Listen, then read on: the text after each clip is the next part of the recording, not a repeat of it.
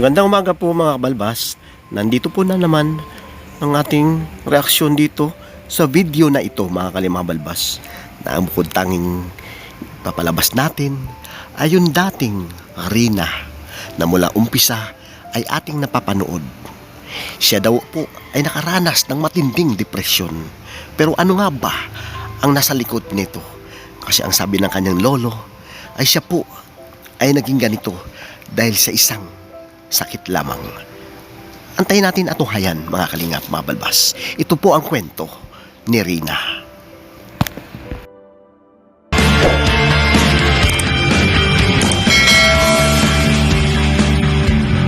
Alam mo na kung ano ang salitang pagtulong. Ito'y ginagawa, hindi salitang pinapagulong na sinasa isip mo, pero di sinasa puso. Ang pagtulong sa kapwa, dapat ito'y isa puso. Iwasan mong mapanghusga, mapagmaliit sa iyong kapwa, na dapat ginagawa mo, di lang puro salita.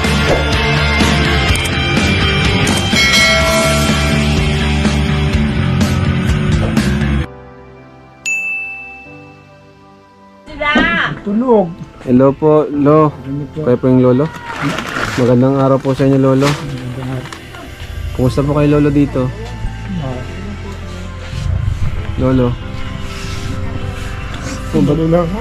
Ba't ka, Lolo, na luluha po? Bakit po? Hirap na po ako sa anak ko. Ano po? Hirap na po ako sa apo ko. Sa apo niyo po? Hindi lang ako makatrabaho. Bakit naman po? Alaga ako po yan. Di po kayo makapagtrabaho dahil sa apo niyo. Kulang naman po ang nagsusuporto niya, gumagawa. Asan po yung mga ano niya? Wala naman po, hindi lang po nagbibigay. Yung ina, hindi rin. Kung pabayaan ko naman po yung kawawa naman po yan. Kalingap, no? So ito po ang naging kalagayan ni Rina, sitwasyon ni Rina nung part 1 po mga kalingap, mga balbas, no? So ito, ipaghambing natin mga kalingap, no? Kahit kasi Lolo Nestor medyo alangan pa yung itsura, no? Mga kalingap, mga balbas, no? So ito, at napapanood natin ulit, no? Itong isang video na whereas na hindi siya katulad talaga dati. As in talagang super galing, magaling na po talaga si Rina mga kalingap, mga balbas. Yung performance niya rito, yung improvement niya ay nandito po, no? Talagang totally na po na magaling po si Rina. Ito, papanoorin natin yung video na ito mga kalingap, mga balbas. Mga kalingap, mga balbas, kung makapansin nyo rito mga kalingap, no? Talaga naman si Rina ay super galing, no? Napakasipag nito si Rina, no? Pinakita niya ngayon, whereas nung mga nakaraan, mga kalingap, kung makapansin nyo, puro higa lang siya, no? Talaga namang wala siya ibang iniisip, no?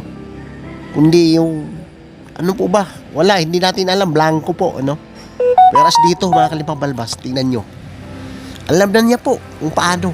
Ang laki ng difference, patawa-tawa pa ka siya rito, eh. Kasi bininyuhan siya ni Teroda, eh, no?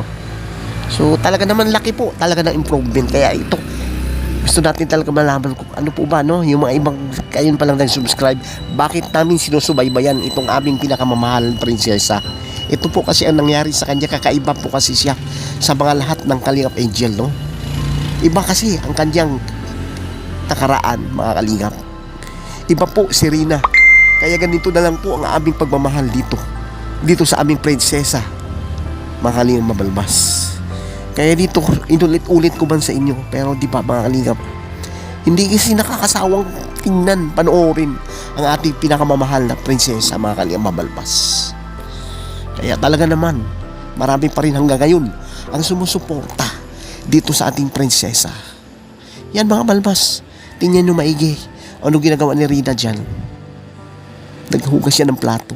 Pagkatapos siya mga kalingap, naglilinis pa yan, no?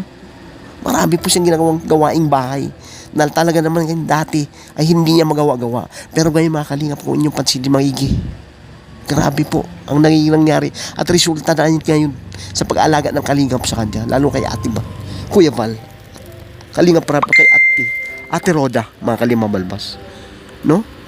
So pansinin natin maigi yung mga dati, no, di ba mga kalingap, yan, no? Kung titignan nyo maigi, ganyan lang po siya, nakahiga lang po siya, kaawa-awa po ang tingin kung titignan natin maayos, no mga kalingap. Kaya ganito na lang po talaga ang ating suporta Kasi talagang full support po tayo dito sa kalagayan niya. Kasi nga po, alam natin kung saan po nanggagaling si Rina at ano po ang nagiging sitwasyon niya, mga kalingap kabalbas.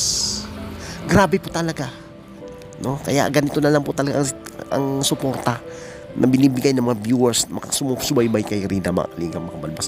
Meron pa nga iba na dahil sa kanya, no?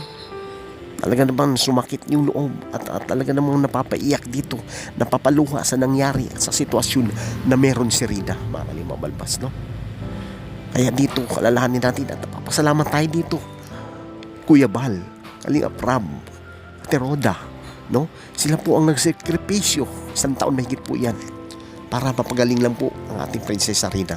Tapos sasabihin nila na puro Rina tayo, Rina. O, bakit? Ito po, naging kalagayan ng sitwasyon. Kakaiba po kasi ang sitwasyon meron si Rina, mga kalingap, mga balbas. Diba? Kaya ito, asahan na yun, no? Asahan natin. Tayo ay suporta hanggang dulo na po, no? Mga kalingap, mga balbas. Hindi na natin pababayaan to. Nandito na po tayo. Dire-diretsuhin na natin to. Ano mga update bibigay ko sa inyo? Ano mga problema? Ano ba bang emergency, no? At ano po ba ang magiging kahinatnan nito? Ay ibibigay ko po sa inyo, no? Katuwang natin sila Ate Roda sa live niya, di ba?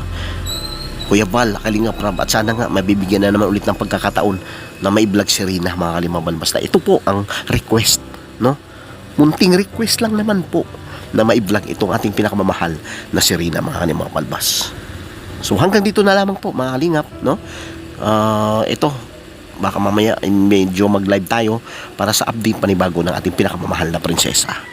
Maraming salamat at isang mapagpalang araw po sa lahat, lalo na sa ating ama na si Kuya Val Santos Matubang, Ate Edna Vlogs, Kalingap Rab, lahat ng Kalingap partners, viewers, kayo po na laging sumasubaybay sa ating YouTube channel, Kabalbas TV, no? So maraming salamat po, God bless and bye-bye. Thank you.